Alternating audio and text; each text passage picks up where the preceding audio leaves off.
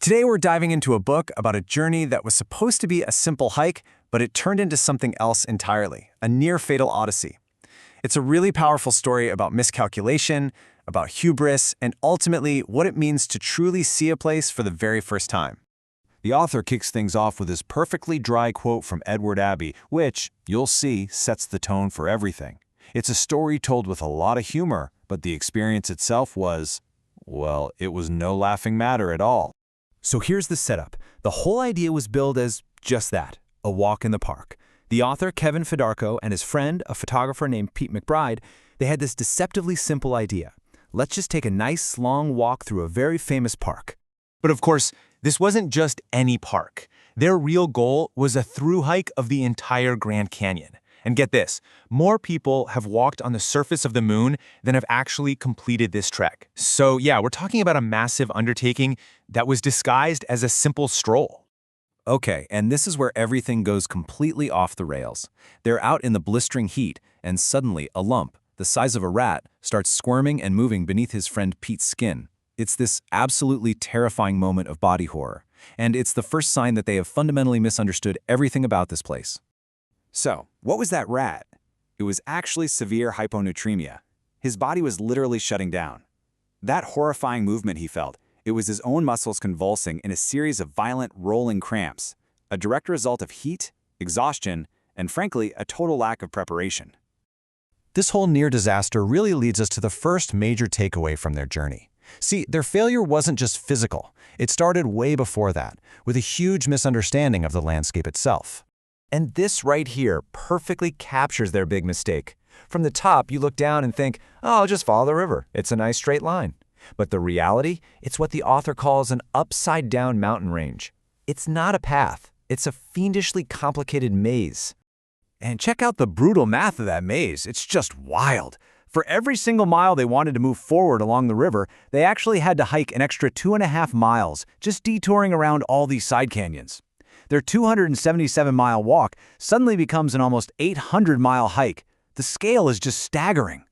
But, getting the geography wrong was only half the story. Their first attempt was such a spectacular failure because of what they brought with them, not in their backpacks, but in their own minds. And that brings us to our second takeaway. The journey is internal. Now, the author is brutally honest in his self-assessment. He boils their failure down to these 3 character flaws. Basically, they thought they were tough enough to just wing it. But the canyon is a place that does not suffer fools gladly, and it stripped that illusion away from them very, very quickly. So, after that first attempt completely fell apart, they had to reboot. And the lesson they learned is all about the difference between what you want versus what you absolutely need. They had to trade their desire for pride and glory for some real humility. They had to swap out extra gear for the bare-bones essentials of survival. They learned you can't conquer the canyon, you can only approach it with knowledge and respect.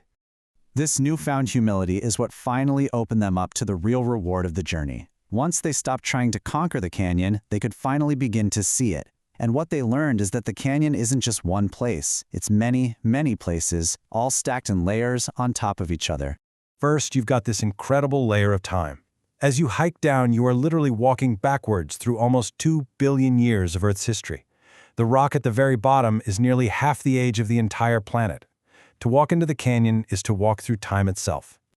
Then there's the biological layer. A hike from the rim to the river is like walking from Canada all the way down to Mexico.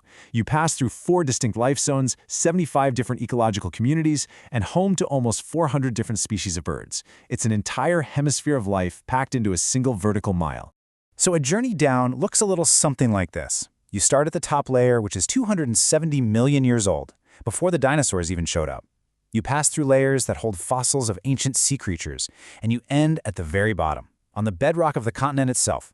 It's the most profound history book on Earth. So, what does all this add up to? The physical labyrinth, the ego-crushing failure, the deep layers of time and life, they all lead to the book's core idea, which is a total transformation in how we see the world. This T.S. Eliot quote really frames the whole book. Fedarko and McBride started their journey thinking they knew the Grand Canyon, but it was only after being broken down and then rebuilt by the experience that they could return to that same place and truly see it for the first time. The journey wasn't about getting to the end. It was about seeing the beginning in a completely new light. And that really leaves us with a final thought.